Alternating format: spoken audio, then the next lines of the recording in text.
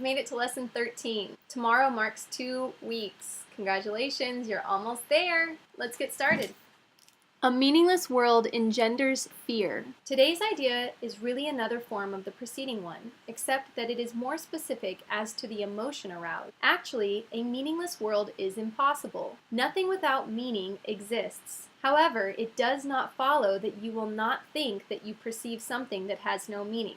On the contrary, you will be particularly likely to think that you do perceive it. Recognition of meaninglessness arouses intense anxiety in all the separated ones. It represents a situation in which God and the ego challenge each other as to whose meaning is to be written in the empty space that meaninglessness provides. The ego rushes in frantically to establish its own ideas there, fearful that the void may otherwise be used to demonstrate its own impotence and unreality. And on this alone is it correct. It is essential, therefore, that you learn to recognize the meaninglessness and accept it without fear. If you are fearful, it is certain that you will endow the world with attributes that it does not possess, and crowd it with images that do not exist. To the ego, illusions are safety devices, as they must also be to you who equate yourself with the ego. The exercises for today, which should be done about 3 or 4 times, for not more than a minute or so at most each time, are to be practiced in a somewhat different way from the preceding ones. With eyes closed, repeat today's idea to yourself. Then open your eyes and look about you slowly, saying, I am looking at a meaningless world. Repeat this statement to yourself as you look about. Then close your eyes and conclude with, a meaningless world engenders fear because I think I am in competition with God. You may find it difficult to avoid resistance in one form or another to this concluding statement. Whatever form such resistance may take, remind yourself that you are really afraid of such a thought because of the vengeance of the enemy. You are not expected to believe the statement at this point, and will probably dismiss it as preposterous. Note carefully, however, any signs of overt or covert fear which may arouse.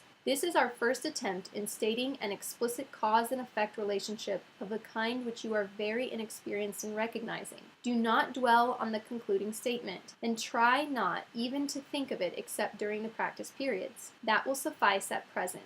This exercise is also pretty heavy, and there's a lot we could say about it. Let's go ahead and do the meditation, and then I'll share some thoughts that I have. A meaningless world engenders fear.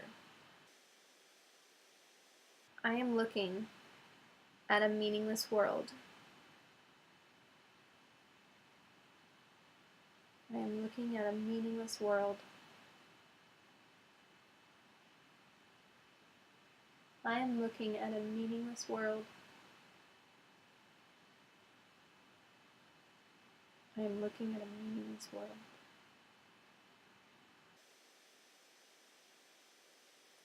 A meaningless world engenders fear because I think I am in competition with God.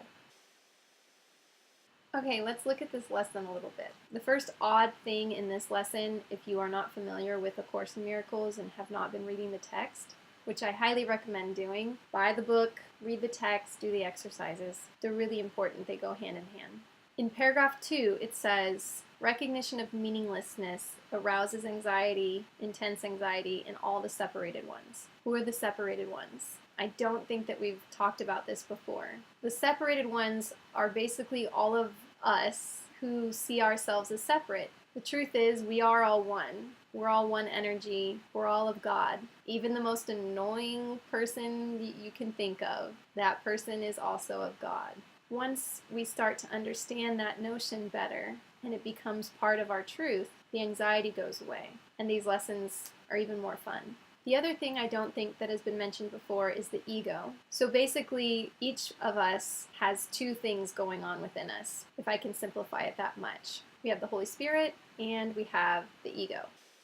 So the ego is often said it is what speaks the loudest and speaks first. It's usually that knee-jerk reaction that you wish you hadn't had, whereas the Holy Spirit is typically that quieter, softer, subtler voice, the one that says, remember, take your jacket with you, that you brush off and say, I don't need my jacket, it's warm outside, and then of course, it's cold at night, and you wish you had your jacket, and you listen to that sweet little Holy Spirit's voice. Some people are uncomfortable with calling that voice the Holy Spirit. They call it the source, their higher self, God, the universe. But basically, we all have kind of that devil on one shoulder, an angel on the other. So the devil is the ego, the angel is the Holy Spirit. And I don't care which shoulder it is, I just had to pick one. Our ego is desperate to survive. For some reason, we just cling to our ego and let it drive the ship straight into an iceberg. And as we start to stop listening to it and instead choose to slow down,